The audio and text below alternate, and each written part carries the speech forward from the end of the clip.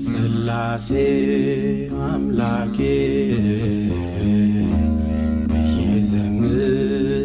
ይዘምራለው ስላሴ አምባዬ ይቀኛለው ሰማይና ምድር ደመና ሳይቀሩ በስመ አብ ወወልድ ወመንፈስ ቅዱስ አሐዱ አምላክ አሜን። ክቡር መልአከ መዊ ልሳነ ወርቁቤ የሀገረ ስብከታችን ስራ አስኪያጅ፣ ተከበሩ ሊቀ ኅሩያን ዶክተር መርሻ አለኸኝ የሀገረ ስብከታችን ዋና ጸሐፊ፣ ሊቀ ኅሩያን ቀሲስ ቤዛ መንግስቱ የዱስልዶርፍ የደብረ ከዋክብት ዱስልዶርፍ አቡነ ገብረ መንፈስ ቅዱስ ቤተክርስቲያን አስተዳዳሪ፣ ሊቀ ትጉሃን ቀሲስ አብርሃም የሮሰልሳም ደብረ ምጥማቅ ቅዱስ ዮሐንስ ቤተክርስቲያን አስተዳዳሪ፣ ቀሲስ ቴዎድሮስ፣ እንዲሁም ዲያቆናት፣ በዚህ የተገኛችሁ ምእመናት፣ በተለይም ልጆቻችን እንደምን ዋላችሁ?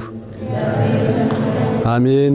አምላካችን እግዚአብሔር ሁላችንንም እስከዚህ ሰዓት ጠብቆ በዚህ ቦታ እንድንገኝና ይህንን ቦታ እንድናይ የረዳን የፈቀደልን አምላካችን ክብር ምስጋና ይድረሰው።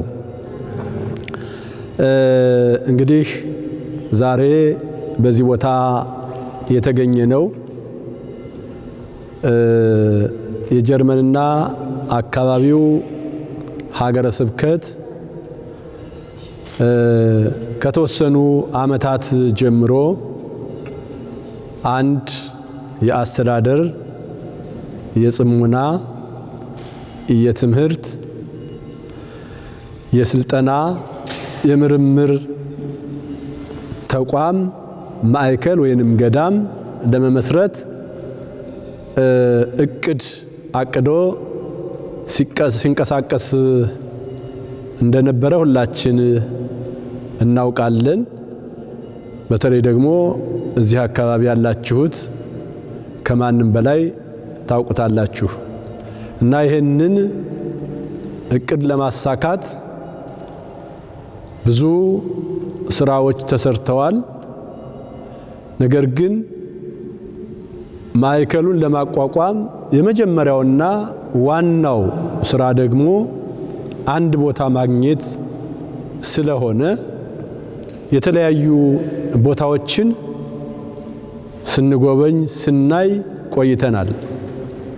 አንዳንዶቹ በምንፈልገው ልክ ሳይሆኑ ይቀራሉ። አንዳንዶቹ ደግሞ ከአቅም በላይ ይሆናሉ። በዚህም በዚያም ብሎ እስካሁን እኛ ላቀድነው እንዲሁም ደግሞ አቅማችንን ያገናዘበ ቦታ በማጣታችን ጉዳዩ እስካሁን እውን ሳይሆን ቆይቷል። በዚህ ሂደት ላይ ፈቃደ እግዚአብሔር ሆኖ ወደዚህ ቦታ የመጣን ከዛሬ 2 ዓመት ወይ የዛሬ 2 ዓመት አካባቢ ይመስለኛል። እዚህ መንበረ ንግስት ቅድስት ማርያም በሙንስተር ማለት ነው፣ በቅድስት በዓታ ለማርያም በሙንስተር ቤተክርስቲያን በዓል ልናከብር መተን ነው እንግዲህ ይህንን ያየነው። ከዚያ ጀምሮ በሁላችንም ህሊና ውስጥ የነበረ ነው። በጽሁፍም እንጠይቃለን፣ በሰው በኩልም እንዲሁ እንጠይቃለን። በተለይ ደግሞ የዚህ አካባቢው አስተዳዳሪ ሊቀ ኅሩያን ቀሲስ ቤዛ እንዲከታተሉ ኃላፊነት ተሰጥቷቸው ስለነበረ እኔም በአካል የአካባቢውን የካቶሊካዊት ቤተክርስቲያን ሊቀ ጳጳስ በማነጋገር የአካባቢውን ባለስልጣናት እንዲሁ በማግኘት በመጨረሻ ላይ ይሄ ቦታ እንደሚሸጥና ለመሸጥም ደግሞ አስፈላጊውን ነገር ማለት በተለይ ቦታው ያለበትን ሁኔታ፣ የቦታውን ስፋት፣ የሚሸጥበትን ዋጋ፣ እነዚህን የመሳሰሉ ነገሮችን አሟልተው ስለሰጡን ያው ይሄ ሁኔታ ተጀመረ ማለት ነው። እኔ ዛሬ ለሶስተኛ ጊዜ ስመጣ ነው። አንዳንዶቻችሁ ወይ ብዙዎቻችሁ ማለት ይቻላል ለመጀመሪያ ጊዜ ነው የመጣችሁ። በመጀመሪያም ስናየው እጅግ በጣም ነበር የደነቀን።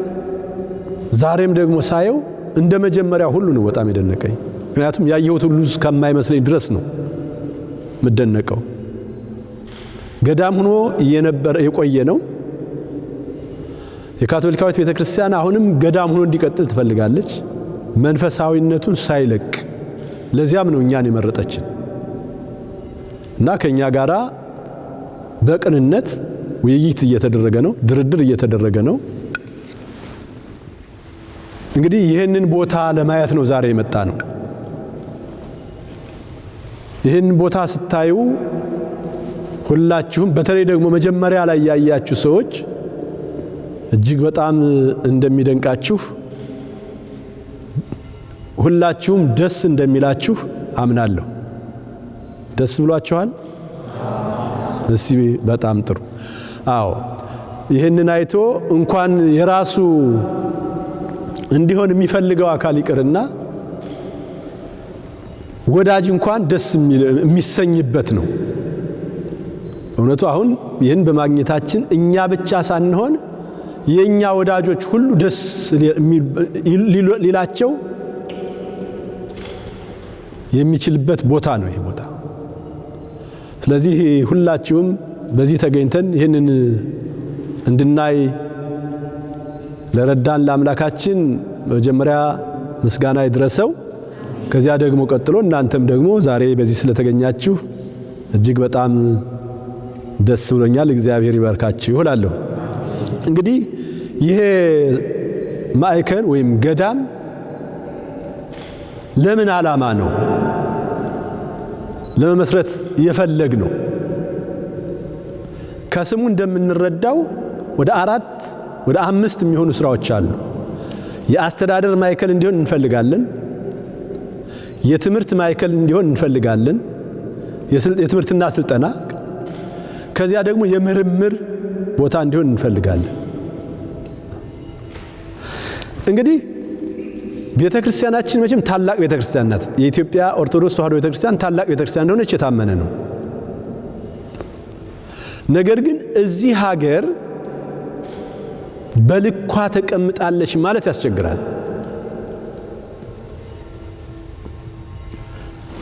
ምክንያቱም አንዱ የአስተዳደሩ አለመጠንከር ነው።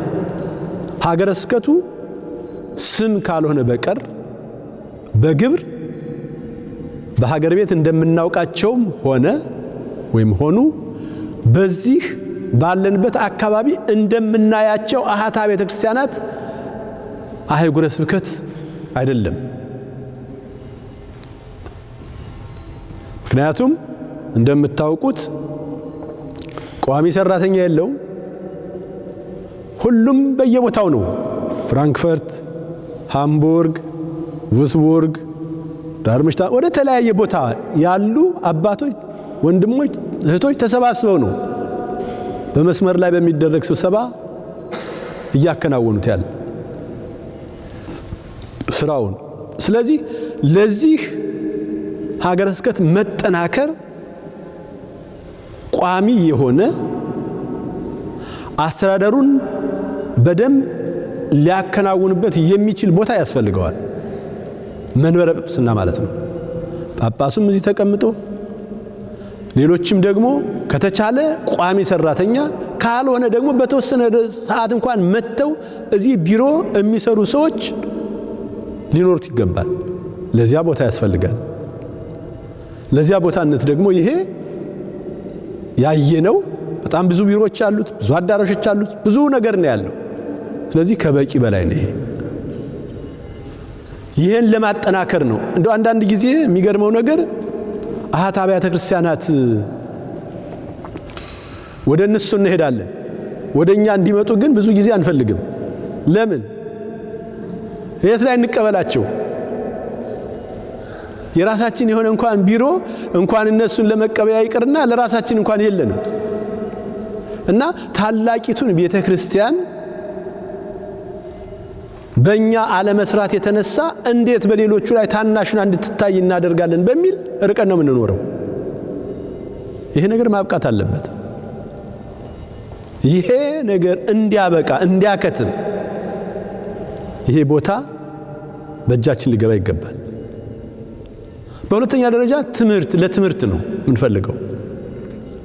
የአብነት ትምህርት አባቶች በተለያየ መልኩ ይሰጣሉ፣ እናውቃለን።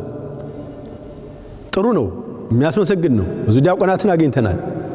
ነገር ግን እስከ ዲቁና ድረስ ብቻ ነው ወይ ቤተክርስቲያን ሰው የምትፈልገው አገልጋይ የምትፈልገው? ከዚያ በላይም እኮ ያስፈልጋታል።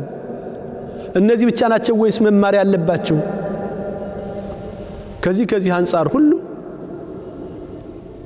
የትምህርት ቦታ ያስፈልጋል። የአብነት ትምህርት መምህራን ተቀምጠው ልጆች በመምህራን ስር ቁጭ ብለው አይን ላይን እየተያዩ መማር መቻል አለባቸው። በእርግጥ እናውቃለን ዘመናዊ ትምህርት አላቸው። ያንን በማይነካ መልኩ በእረፍታቸው መጥተው እዚህ ተቀምጠው ሊማሩ ይገባል። ያን ለማድረግ ደግሞ እንዲህ አይነት ቦታ ያስፈልጋል። ሌላው ቀርቶ በዚህ አካባቢ ያሉ ብዙ ሰዎች ምናልባት መንፈሳዊ ኮሌጅ ለመማር ፍላጎት ሊኖራቸው ይችላል። በእርግጠኝነት ደግሞ እዚህ ተወልደው ያደጉ ወጣቶች ያን መማር ይፈልጋሉ። ለነዚያም ቦታ ይፈልጋሉ እነሱ። ስለዚህ ለዚያ ሁሉ ሊሆን የሚችል ነው። የቅድስት ሥላሴ መንፈሳዊ ዩኒቨርሲቲ እዚህ ቅርንጫፉን ሊከፍት ይችላል። ቅዱስ ጳውሎስ እዚህ ሊከፍት ይችላል፣ ሌሎችም። ስለዚህ ይሄ ቦታ ከተገኘ ይህንን ስራ ሁሉ ለመስራት ያስችለናል።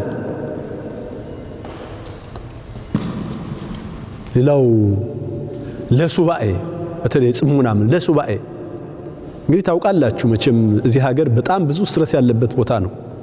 ብዙ ችግር አለ። እንደውም አሁን እግዚአብሔር ይመስገን እንጂ በፊት እኮ የምንሰማው ብዙ ክፉ ነገር ነበረ። ራሳቸውን የሚያጠፉ፣ ራሳቸውን ውሃ ውስጥ የሚከቱ፣ ራሳቸውን የሚሰቅሉ ብዙ ሰዎች ነበሩ። ብዙ ወንድሞች፣ ብዙ እህቶች በዚህ መልኩ አጥተናቸዋል። ዛሬም ደግሞ ሁሉንም አግኝተናቸዋል ማለት አይደለም፣ እየጠበቅናቸው ማለት አይደለም። እየተጨነቁ እየተቸገሩ የሚሄዱበት ያጡ፣ በቤታቸው ውስጥ ተዘግተው ሙተው የሚገኙ ያውም እስከ ወር አስክሬናቸው ቆይቶ ጎረቤት ወዴት ጠፋ ብሎ ለፖሊስ አሳውቆ የሚገኝበት ሁኔታ አለ። በቅርብ እንኳን ያየነዋል፣ የሰማነዋል። ያ ነገር ማብቃት አለበት። እነዚያ ሰዎች እኮ እንደዚህ አይነት ገዳም ቢኖር መተው እዚህ ሱባኤ ገብተው ጥያቄያቸውን ለእግዚአብሔር አቅርበው እግዚአብሔርን ለምነው ከእግዚአብሔር ጋር ተገናኝተው ቢሄዱ ያ ነገር ሁሉ ይቀርንላቸው ነበር። ስለዚህ ይሄ ገዳም የሚያስፈልገው ለዚህ ነው። ብዙ ሱባኤ መሄድ እየፈለጉ ሰዎች እኛ የተዘጋጀን ቦታ ስለሌለን ብቻ ወደ ሀታ ቤተክርስቲያናት ይሄዳሉ።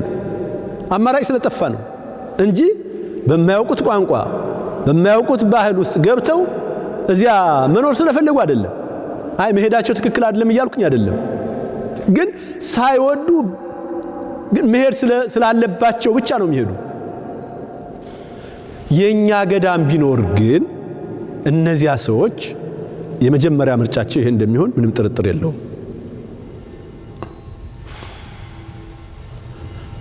ሌላው ወደ ኢትዮጵያ መሄድ የሚፈልግ ሰው አለ። ግን በተለያየ ምክንያት መሄድ የማይችል ሰው አለ። በጣም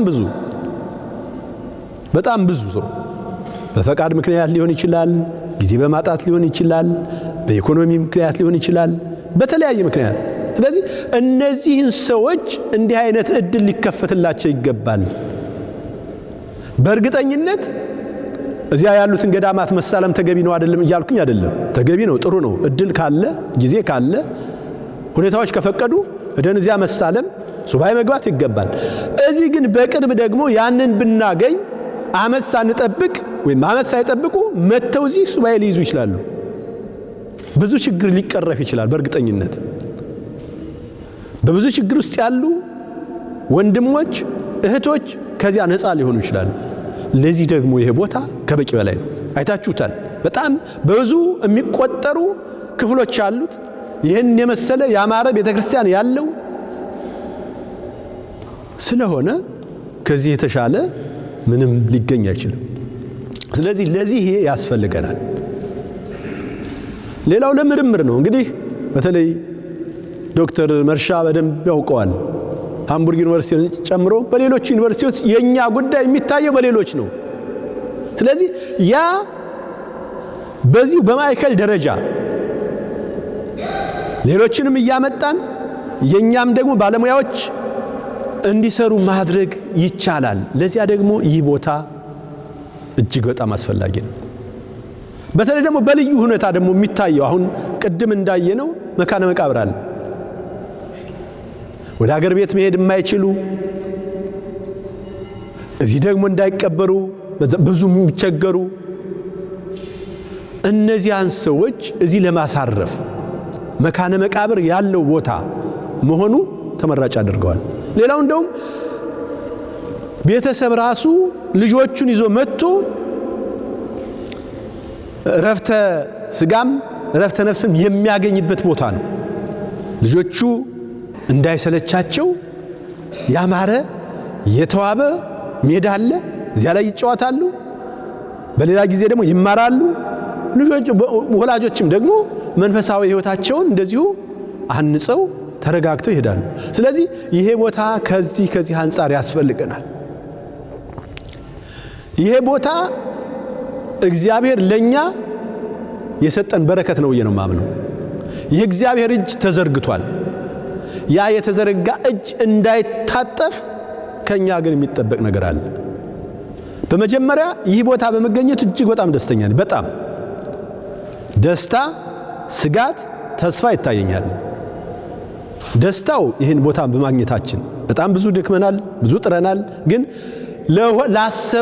ካሰብነው በላይ ልናገለግልበት የሚችል ቦታ ስላገኘን እጅግ በጣም ደስ ብሎኛል። ለዚህም እግዚአብሔርን አመስግኛለሁ። ሌላው ደግሞ እድሉ ምንድነው? በተለይ የካቶሊካዊት ቤተክርስቲያን እኛ እንድንገዛው ፍላጎት አላቸው። ይሄ እጅግ በጣም የሚያስደስት ነገር ነው። በብዙ ሁኔታ የማይታይ ነው። ይሄ እጅግ በጣም የሚያስደስት። ሌላው ደግሞ በዚሁ በኮሚቴነት ገብተው የሚሰሩ ትጉሃን በማየትም ደስ ይለኛል። ስለዚህ ቦታ ወይም ደግሞ ስለ አጠቃላይ ስለ ፕሮጀክቱ ወይም ስለ ገዳሙ ስለ ማዕከሉ ለሰዎች ስንነግር ለአስተዳዳሪዎች፣ ለአጥቢያ አብያተ ክርስቲያናት የሰበካ ጉባኤ አስተዳዳሪ አባላት፣ ለምእመናን ስንናገር በደስታ ስለሚቀበሉት ያ ነገር ያስደስተኛል። ይሄ በጣም በጎ ነገርና ደስ የምሰኝበት ነው። ስጋቴ ግን ምንድነው? በእኛ ቸልተኝነት በእኛ ዝግ ማለት የተነሳ ይሄ ነገር እንዳያመልጠን እሰጋለሁ። ምክንያቱም እንደ ሌሎቹ ቦታዎች ረጅም ጊዜ የተሰጠን መስሎን የተሰጠን 6 ወር ብቻ ነው። በዚህ 6 ወር የተባለውን ነገር ካላሟላን ከእጃችን ሊወጣ ይችላል። ስለዚህ ይሄ ስጋት አለኝ። ደግን ተስፋ ደግሞ አለኝ። እንደውም ተስፋዬ ምንድነው? 6 ወር ሳይሞላ የተባልነውን ሞልተን በእጃችን እናደርጋለን የሚል ተስፋ አለኝ። ምክንያቱም የሚተጉ አገልጋዮች አሉ፣ ለመደገፍ የሚፈልጉ አባቶች አሉ፣ ምእመናን አሉ፣ ምእመናት አሉ። ስለዚህ ይህንን ይዘን እናሳካዋለን ብዬ ተስፋ አደርጋለሁ። ከምንም በላይ ደግሞ እግዚአብሔር ይህንን አሳይቶ እንደማይነሳን ስለማምን ማለት ነው።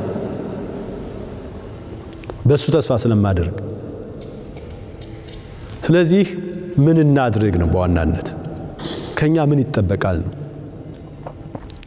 ጠቀሜታውን ወንድሞችም ይናገራሉ፣ አባቶችም ይናገራሉ። እኔም በተወሰነ ደረጃ ለማንሳት ሞክሬያለሁ።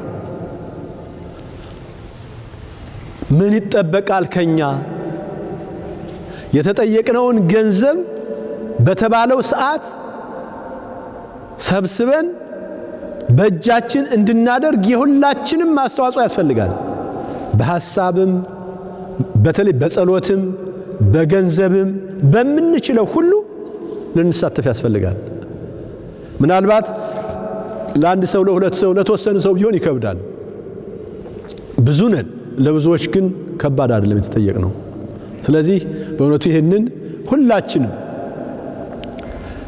በእኛ በሀገረ ስብከታችን ስር ያሉ ካህናት፣ ምእመናት ብቻ ሳይሆኑ መላው የኢትዮጵያ ኦርቶዶክስ ተዋሕዶ ቤተክርስቲያን ልጆች እንዲሁም ደግሞ የቤተክርስቲያናችን ወዳጆች ሁላችንም ከተባበርን ይህንን በአጭር ጊዜ በእጃችን ልናስገባ እንችላለን።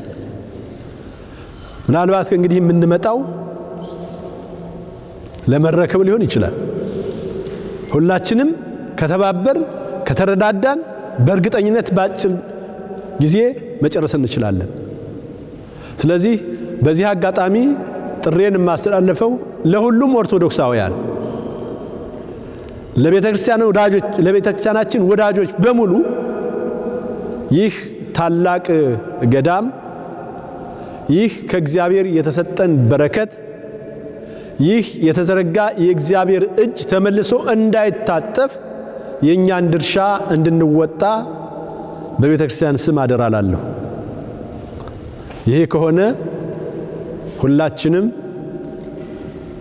በቅርብ ቀን ተሰባስበን እግዚአብሔርን በዝማሬ እያመሰገን ቦታችንን የምንረከብበት ጊዜ አጭር ይሆናል ብዬ አምናለሁ።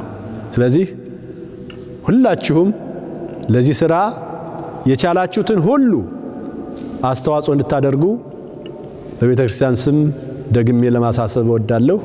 አምላካችን እግዚአብሔር ይህንን ያሳየንን እንዲሰጠን ቅዱስ ፈቃዱ ይሁንልን። አሜን። ሥላሴ አምላኬ እየዘምራለሁ፣ ሥላሴ አምባዬ